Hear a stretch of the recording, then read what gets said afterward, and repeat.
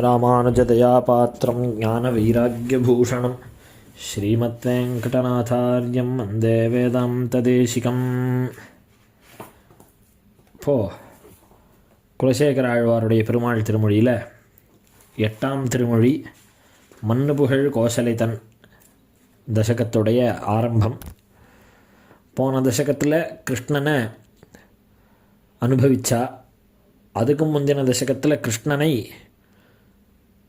ஆய்ச்சியர்கள் கோபஸ்திரீகள் எப்படி அனுபவித்து பெருமாள்கிட்ட காமுற்றார்களோ அந்த வகையில் பாசுரத்தை அமைச்சார் ஆழ்வார். அதுக்கு அடுத்த தசகம் ஆலநீள் கரும்பு தசகத்தில் பெருமாள் கண்ணனாக இருக்கிறச்சே தேவகி பகவான் அனுபவிக்க முடியாத எந்த விதத்தில் தவிச்சாலோ அதெல்லாம் புலம்பலாக புலம்பினர். ஆழ்வார் தேவகியாக இருந்து அந்த 10 பாசுரங்களை பாடி முடித்த உடனே தேவகிக்கு தான் பகவான்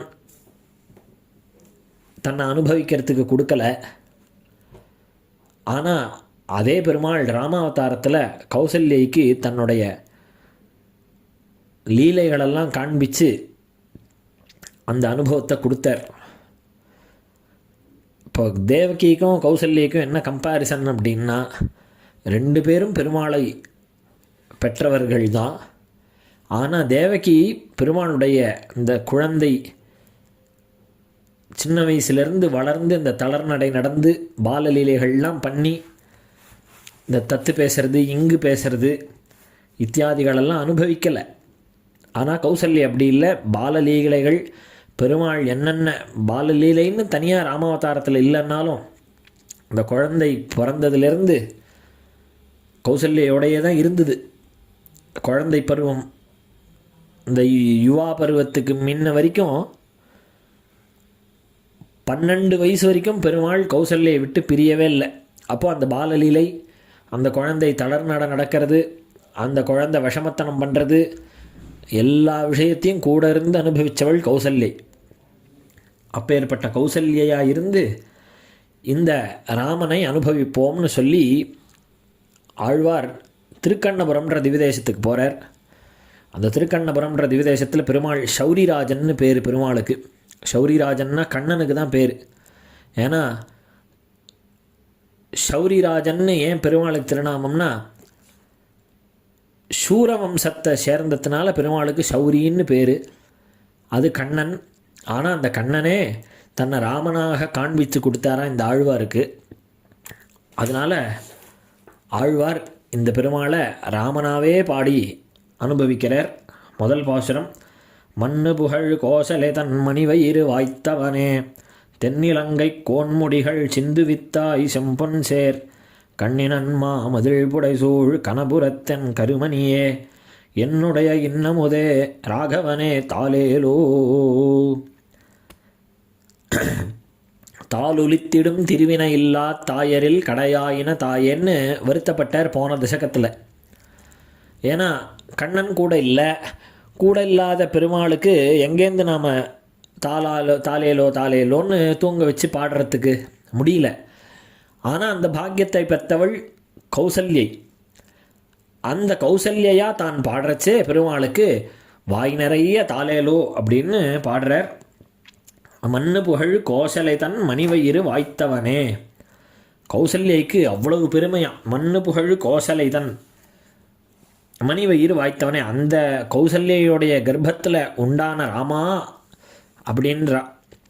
அப்படின்னா அந்த கௌசல்யைக்கு எவ்வளோ பெருமை அப்படின்னா, அவள் எப்பயுமே ராமாயணத்தை எடுத்து பார்த்தோம்னாக்க பெருமாள் விஷயத்தில் பக்தி பண்ணிட்டுருப்பா.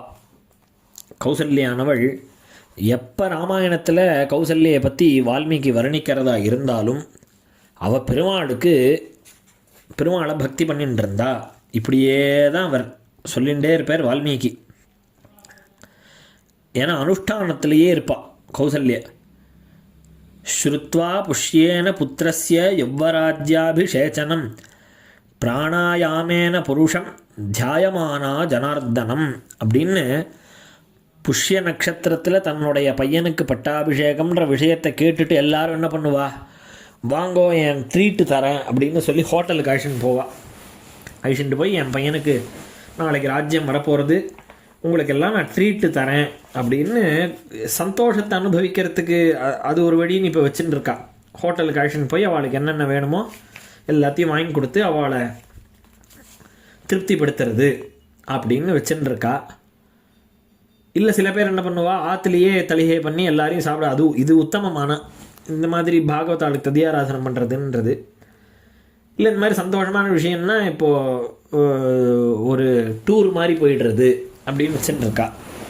அப்படிலாம் இல்லாதபடிக்கு கௌசல்யா என்ன பண்ணுறா அப்படின்னா, தன்னுடைய புத்திரனுக்கு அபிஷேச்சனம் புஷ்ய நட்சத்திரத்தில்ன்றதை தெரிஞ்சுண்டு பிராணாயாமேன புருஷம் தியாயமானா ஜனார்தனம்னு நேராக ரங்கநாதன் சன்னதி பெரிய பெருமாளுடைய சன்னதிக்கு போய் அங்கே உட்காந்துட்டு பிராணாயாமத்தினால பெருமாளை ஆராதனம் பண்ணாள் அப்படின்னு தஸ்தௌ அமீலி தேக்ஷணா அப்படின்னு இந்த தியானத்தில் அந்த பெருமாளை தியானத்திலேயே பக்தி பண்ணிண்டு பிராணாயாமம் அப்படின்னு சொல்லி இதெல்லாம் பண்ணுறதுக்கு சாமர்த்தியத்தை உடையவளாக அவள் இருந்திருக்கா.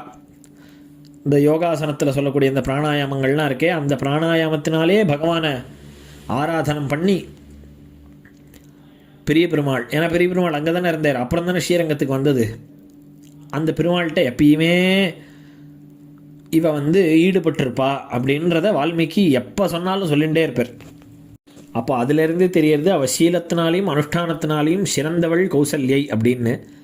அப்பேற்பட்ட அம்மாவை பெருமாள் சூஸ் பண்ணியிருக்கான்னா வேற ஒருத்தரை சூஸ் பண்ணிவிடுவான்னு அப்படி அதுதான் வால்மீகியும் சொல்கிறார். பிதரம் ரோச்சயாமாச ததா தசரதம் நிருப்பம்னு சொல்லி தனக்கு ஏற்ற அப்பாவை பெருமாள் சூஸ் பண்ணாராம். நம்மளால் அப்படிலாம் சூஸ் பண்ண முடியுமா அப்படின்னா எல்லாரும் அதானி அம்பானிக்கு தான் பையனாக பிறப்போம், அப்படி முடியாதே. அது பெருமாளால் அது முடியும். ஏன்னா வேதமே சொல்கிறது, பிதா புத்திரேன பித்ருமான் யோனி யோனௌ. தனக்கு பிதா இல்லாதவனான பெருமாள் புத்திரேன பித்ருமானாக தான் ஒரு பிள்ளையாக பிறந்து ஒருத்தனை அப்பாவாக ஆக்கினான். புத்திரனாக ஆகி தசரதன்ற ஒரு வியக்தியை தனக்கு அப்பாவாக ஆக்கி கொண்டான் அப்படின்னு வேதமே சொல்லித்து. அப்படி பெருமாள் இந்த தசரதனையும் கௌசல்யையும் சூஸ் பண்ணியிருக்கார். தசரதனை காட்டிலும் ஒசத்தியான வைபவம் கௌசல்யைக்கு உண்டு அப்படிங்கிறது தான் மண்ணு புகழ் கோசலை அப்படிங்கிறதுல சாதித்தார். அப்பேற்பட்ட கௌசல்யுடைய மணிவயிறு வாய்த்தவனே.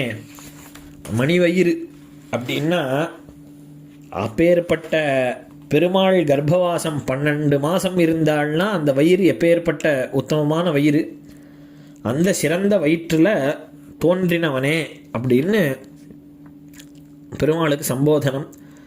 அந்த பெருமாள் சின்ன வயசுலேருந்தே எப்படி இருக்காருன்னா, தென்னிலங்கை கோன்முடிகள் செந்து வித்தாய். அந்த பெருமாள் இந்த பாசுரத்திலேயே முதல்ல பிறந்த வைபவத்தை சொல்லியாச்சு, பெருமாள் அவதாரத்தை. இதுக்கு அடுத்த விஷயம் உடனே சீதா கல்யாணம் அது இதுன்னு சொல்லாத எதுக்கு உடனே தென்னிலங்கை கோன்முடிகள் லங்கையில் போய் ராவணனை சம்ஹாரம் பண்ண சரித்திரத்தை சொல்கிறாருன்னா, அதுதான் பெருமாள் ராமாவதாரம் பண்ணத்துடைய பிரயோஜனம். ஏன்னா தேவர்கள்லாம் பிரார்த்திச்சா பெருமாளை. இந்த அஸ்வமேத யாகம் நடக்கிறச்சே தேவதைகள்லாம் எல்லாம் ஒன்று கூடி கான்ஃபரன்ஸ் நடக்கிறது. அப்போது பெருமாள் எதிர்ச்சியாக வரார். அங்கே வரச்சே தேவதைகள்லாம் போய் பிரார்த்திக்கிறது, இந்த மாதிரி ராவணன் எங்களை ரொம்ப தொல்லை பண்ணுறான், அவனை நீங்கள் அழிக்கணும், எங்களால் அவன்கிட்ட அடி வாங்க முடியல அப்படின்னு உடனே பெருமாள் சரி பயம் ஜஜத பத்ரம் வஹா, பயத்தை விட்டுடுங்கோ, நான் இருக்கேன், நான் காப்பாற்றுறேன். சஹி தேவைஹி உதீர்ணஸ்ய ராவணஸ்ய வதார்த்திபிஹி அர்த்திதோ மானுஷே லோகே ஜக்ஞே விஷ்ணு சனாதனஹான்னு சொல்லி பெருமாள் ராவணஸ்ய வதார்த்திபிஹி தேவைஹி, தேவர்கள் ராவணன் வதம் ஆகணும்னு பிரார்த்தித்த காரணத்தினால பெருமாள் விஷ்ணு சனாதனஹா ஜக்ஞே மானுஷே லோகே, இந்த மனுஷ லோகத்தில் பெருமாள் அவதாரம் பண்ணார்னு ஸ்லோகம். அப்படி இந்த பரம பிரயோஜனம் இந்த ராவணவதம் அப்படின்னு. ஏன்னா ராவணவதம் பண்ணாதான் இந்த லோகத்தில் இருக்கக்கூடிய தேவதைகள் ரிஷிகள் எல்லாரும் நிம்மதியாக இருப்பாள். ஏன்னா அவன் ஒரு டெரரிஸ்ட்டை ஒழிச்சு கட்டினாதான் எல்லாருக்கும் க்ஷேமம். அப்படி இருக்கிறதுனால பெருமாள் அதை முக்கியமான காரியமாக வச்சுட்டு தென்னிலங்கை கோன்முடிகள், அது நூற்றுக்கணக்கான முடி வந்தது. அந்த நூற்றுக்கணக்கான முடியையும் பெருமாள் அறுத்து எரிஞ்சார். தென்னிலங்கை கோன்முடிகள்னால் அது சாதாரணமான முடி இல்லை, தலை இல்லை. முடின்னா தலை. அந்த தலை அவன் யுத்தத்தில் வரச்சே 100 தலை எடுத்துட்டானா, 100ஐயும் பெருமாள் அறுத்தார். அப்புறம் கடைசியாக ஒரே ஒரு தலையோடு நின்று சண்டை போடுறச்சே அதையும் அறுத்து தள்ளினர். ஏவமேக சதம் சின்னம் அப்படின்னு 101 தடவை பெருமாள் அவன் தலையை அடிச்சிருக்கார். ஏன்னா அவ்வளவு தபசு வச்சுருக்கான் அவன். அதெல்லாம் பெருமாள் காலி பண்ணார்னா அவ்வளோ பெரிய விஷயம். அதை தான் ஆழ்வார் இங்கே சொல்கிறார், தென்னிலங்கை கோன்முடிகள் சிந்துவித்தாய் அப்படின்னு. அதுக்கப்புறம் திருக்கண்ணபுரத்தை மங்களாசாசனம் பண்ணுறார். செம்பொன் சேர் கண்ணினன்மா மதிழ்புடை சூழ் கணபுரத்தென் கருமணியே. செம்பொன் சேர் அப்படின்னா தங்கத்தை உருக்கி அதை கோவிலில் இருக்கக்கூடிய மதிலெல்லாம் தடவிருக்காளாம். ஏன்னா அவ்வளவு சோபையோடு அந்த திவ்யதேசம் இருந்திருக்கு. ஆழ்வார் பாடுறதுலேன்னு தெரியறது. அந்த செம்பொன் சேர் கண்ணி நன்மா மதில் புடைசூழ். கண்ணி நன்மா மதில்னா ரொம்ப ஒசரக்க இருக்கக்கூடிய மதில். இன்றைக்கும் ஸ்ரீரங்கத்திலலாம் மதில்லாம் பார்த்தா ரொம்ப ஹைட்டாக இருக்கும். ஸ்ரீரங்கத்தில் தேவபெருமாள் சன்னதியில் எல்லாம் பார்த்தா அது மதில் ரொம்ப பெருசாக இருக்கும், ஹைட்டாக. அது அழிவில்லாததும் மாமதில், ரொம்ப ஹைட்டு பெருசாக இருக்கக்கூடிய புடைசூழ் அந்த மதில்லாம் இருக்கக்கூடிய கணபுரத்தென் கருமணியே, திருக்கண்ணபுரத்தில் எழுந்தருளி இருக்கக்கூடியதான என் கருமணியே, எனக்கு சர்வசுலபனான கரிய ரத்தனமே. ரத்தனம் கருப்பு மணி இருந்ததுன்னா எப்படி இருக்குமோ அந்த மாதிரி இருக்கும். இல்லை கருமணியேன்றதுக்கு இன்னொரு அர்த்தமும் சொல்லலாம். இப்போது ஆழ்வார் கௌசல்ய பாவத்தில் இருக்கிறதுனால என்னுடைய கருவில் உதித்த மணியே அப்படின்னு ஒரு அர்த்தம் வச்சுட்டா அது ஒன்றும் தப்பாக இருக்காதுன்னு நினைக்கிறேன். அந்த கருமணியே என்னுடைய இன்னமுதே, எனக்கு அமிர்தம் போன்றவனே. தேவதைகளுக்கு அமிர்தத்து மேலே ஆசை. ஆனால் அந்த அமிர்தமோ சமுத்திர உப்பு கடலில் கடைஞ்ச அமிர்தம். ஆனால் பெருமாளோ அந்த மாதிரி உப்பு கடலில் வந்த அமிர்தம் என்ன, என்னுடைய கர்ப்பத்தில் வந்த பெருமாள் அப்படின்னு அனுபவிக்கிறச்சே என்னுடைய அமிர்தம் எப்போ நான் நினச்சாலும் எனக்கு அது தித்திக்கிறது. அப்பேற்பட்ட அமிர்தம் என்னுடைய இன்னமுதே ராகவனே தாலேலோ. முதல் வரியில் கௌசல்யோட ஏற்றத்தை சொன்னார், மண்ணு புகழ் கௌசலேன்னு. ராகவனேன்னு இங்கே இந்த ரகுவம்சத்துடைய ஏற்றம். அப்பேற்பட்ட ரகுவம்சம் சத்தியம் தர்மம்னு ஒரு 4-5 ராஜாக்களை சொல்கிறோம் அப்படின்னாக்க அதில் 99 பங்கு ராஜாக்கள் சூரியவம்சத்து ராஜா, ரகுவம்சத்து ராஜாக்கள். திலீபன், பகீரதன், அஜன், சத்யசந்தன், அப்படி இத்தனை ராஜாக்கள்லாம் இருந்த ஒரு மகத்தான வம்சம் ரகுவம்சம். அந்த வம்சத்துடைய ஏற்றத்தை சொல்லி ராகவனே தாலேலோ. தாலேலோன்றது இந்த குழந்தைகளெல்லாம் தொட்டிலில் கட்டிட்டு உளுலாயி அப்படின்னு பாடுவாளே அந்த விஷயம். அதை தாலேலோன்னு ஆழ்வார் இந்த பாசுரத்தில் பாடுறார். அடுத்த பாசுரம், புண்டரீக மலரதன் மேல் புவனி எல்லாம் படைத்தவனே, திந்திரளாள் தாடகதன் உரமுருவச் சிலை வளைத்தாய், கண்டவர் தம் மனம் வழங்கும் கணபுரத்தென் கருமணியே, எண்டு செய்யும் ஆளுடையாய் ராகவனே தாலேலோ. இந்த பாசுரத்தில் முதல் பாசுரத்தில் பெருமாள் ராட்சசனை சம்ஹாரம் பண்ணவர் அப்படின்றத சொன்னார். அந்த ராட்சசனை காலி பண்ணணும்னா அதுக்கு கீழே இருக்கக்கூடிய மினி டெரரிஸ்ட்டு, இந்த டெரரிஸ்ட்டுக்கு கீழே மெயின் டெரரிஸ்ட்டுக்கு கீழே பல பேர் இருப்பான். அவளெல்லாமும் போட்டு தள்ளணும். போட்டு தள்ளிட்டு தான் அவன்கிட்ட போக முடியும், ஹெட்டுக்கிட்ட. அந்த மாதிரி இதுக்கு கீழே நிறைய பேர் இருந்தால் அவளெல்லாமும், ஏன்னா அவள்லாம் இந்த ஹெட்டாக இருக்கிறவன் இந்த கீழே இருக்கிறவனை வேலை வாங்குவானே தவிர அவன் நேராக எந்த வேலையும் பண்ண மாட்டான். ஆனால் இவன் தான் எல்லாத்துக்கும் பிரெயின் பிஹைண்டு, இவன் தான் எல்லாத்துக்கும் மூளையாக செயல்படுவான். அப்படி இருக்கிறச்சே இந்த மெயின் களத்தில் வேலை செய்ய மாட்டான். இந்த கீழே இருக்கிற சபார்டினேட்டு தான் வந்து வேலை செய்யும் கீழே. அதெல்லாம் தான் இந்த ரிஷிகளுக்கு ஒன்றும் தபஸெல்லாம் ஒழுங்காக பண்ண முடியாத ரிஷிகளையே அப்படியே கடித்து முழுங்கி அப்படியே வெறும் எலும்பு அந்த மாம்சத்தெல்லாம் சாப்பிட்டு எலும்பை திரும்பி துப்போம். இந்த அது கீழே ராவணனுக்கு கீழே இருந்த டெரரிஸ்ட் எல்லாம் அதை பெருமாள் காலி பண்ணார். அதை விஷயத்தை இந்த பாசுரத்தில் சொல்கிறா.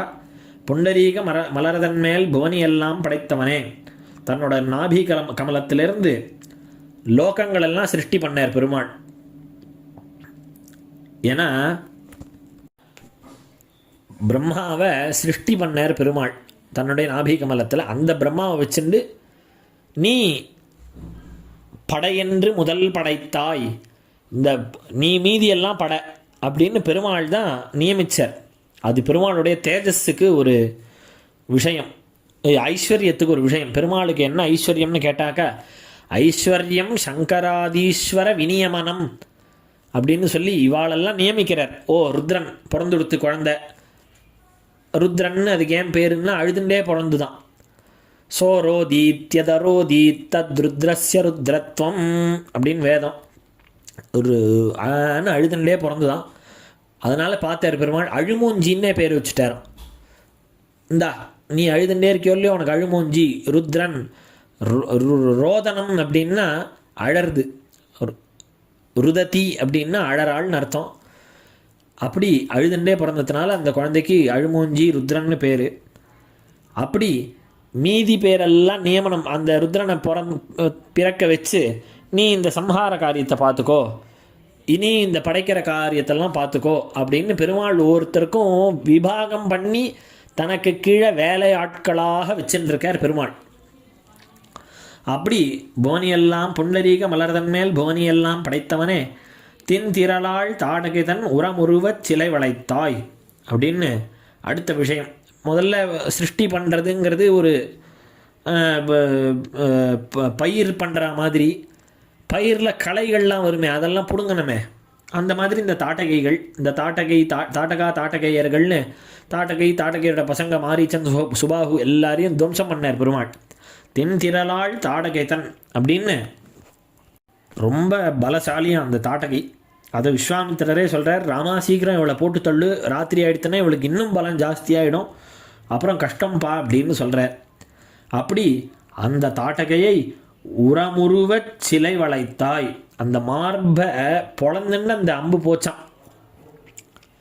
கல்லொக்கும் அப்படின்னு ஒரு கம்பன் பாசுரம் இருக்குது. கல்லொக்கும் நெஞ்சில் தங்காதுன்னு பாசுரம். சொல்லொக்கும் கடியவேக சுடுசரம் கரிய செம்மல் அல்லொக்கும் நிறத்தினாள் மேல் விடுதலும் வைரக்குன்றின் கல்லொக்கும் நெஞ்சில் தங்காது அப்புறம் கழன்று கல்லா புல்லர்க்கு நல்லோர் சொன்ன பொருளன போயிற்றன்றே. நல்ல அற்புதமான பாசுரம். இந்த ராமன் தாட்டகையை வதம் பண்ணாரே, எவ்வளோ வேகமாக இருந்தது அந்த பானம் போனது அப்படின்னா, சொல்லொக்கும் கடிய வேக சுடுசரம். இந்த சொல்லொக்கம்னா இந்த சொல்லு நாம் சொல்கிறச்சே அடுத்தவா காதில் எவ்வளோ க்ஷணத்தில் போய் உழருது.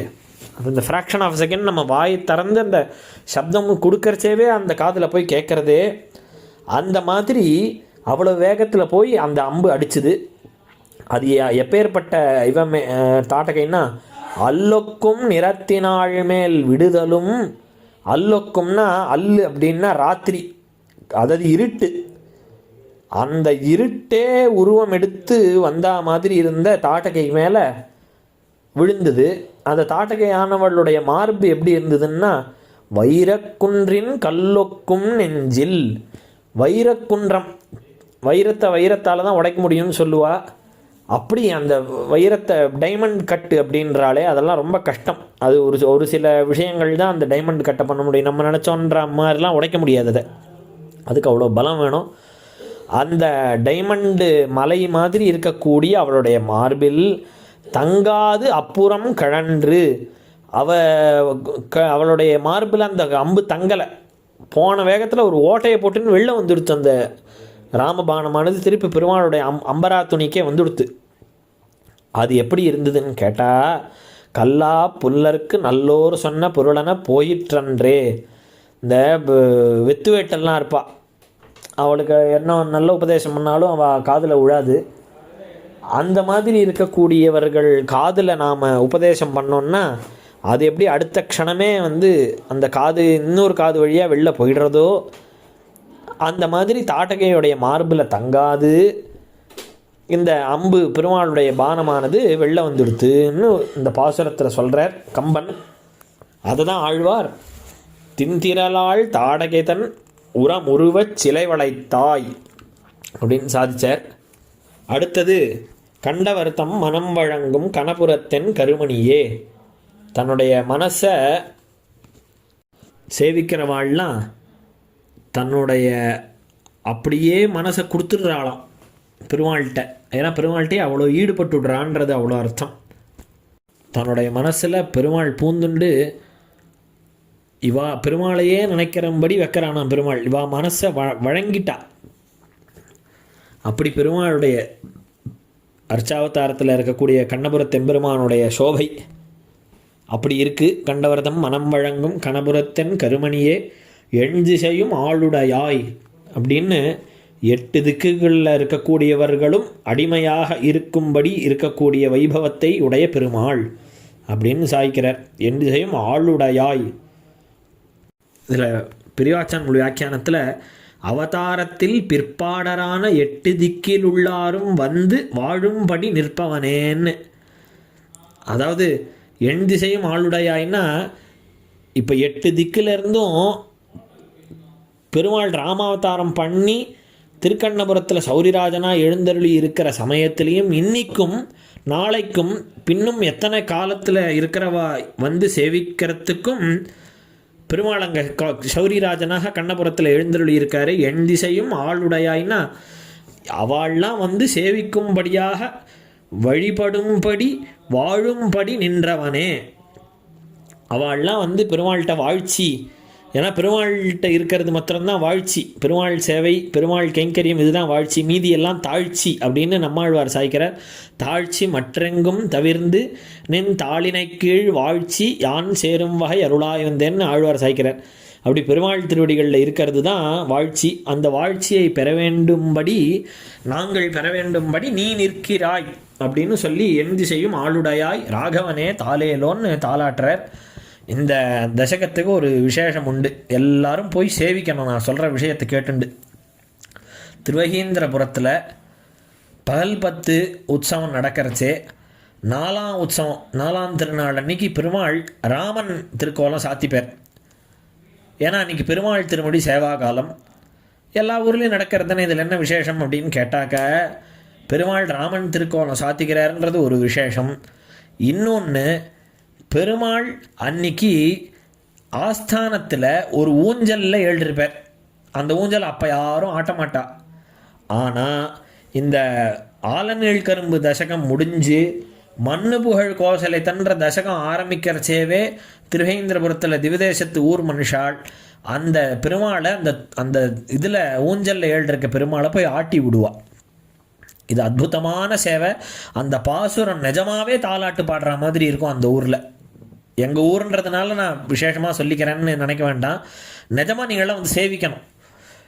இந்த உபன்யாசத்தை கேட்டுட்டு நம்மளுக்கு என்ன கிடச்சிது, நம்மளுக்கு என்ன லாபம் அப்படின்னா திருவகீந்திரபுரத்தில் தேவநாதன் 4ஆம் உற்சவம் பகல் 10 ராமன் திருக்கோலம் சாத்தின்னு இருக்கிற சமயம் பெருமாள் திருமொழி சேவா காலத்துக்கு வரணும். அது மாத்திரம் இல்லை, வந்ததுக்கு பரம பிரயோஜனம் என்னன்னு கேட்டால் மண்ணு புகழ் கோசலை தன் மணிவயிறு வாய்த்தவனேன்னு சொல்கிறச்சே அந்த பெருமாள் அப்படி அந்த ஊஞ்சலில் ஆட்டுறச்சே குலசேகர ஆழ்வார் இதை தான் பிரார்த்திச்சாரோன்ற மாதிரி இருக்கும் அந்த சேவை. ஏன்னா பெருமாள் ராமனாக எழுதிருக்கார். ராமனுக்கு தானே தாலேலோ பாடுற. அன்றைக்கி ராமன் திருக்கோலம் சாத்திட்டு பெருமாள் எழுந்தருளி இருக்கிறதுனால அதை அந்த ஊஞ்சல் ஆட்டுறச்சு அந்த அனுபவம் வாயால் சொல்லி கடத்த முடியாது. எல்லோரும் வந்து சேவிக்கணும் அங்கே அந்த உற்சவம். இந்த உபன்யாசத்துலேருந்து ஒரு டேக்கவே அப்படின்னா இதுவாக எடுத்துக்கணும்னு அடியன் பிரார்த்திச்சுக்கிறேன். அடுத்த அனுபவம் அடுத்த உபன்யாசத்தில். ஸ்ரீமதே நிகமாந்த மகாதேசிகாய நமஹ.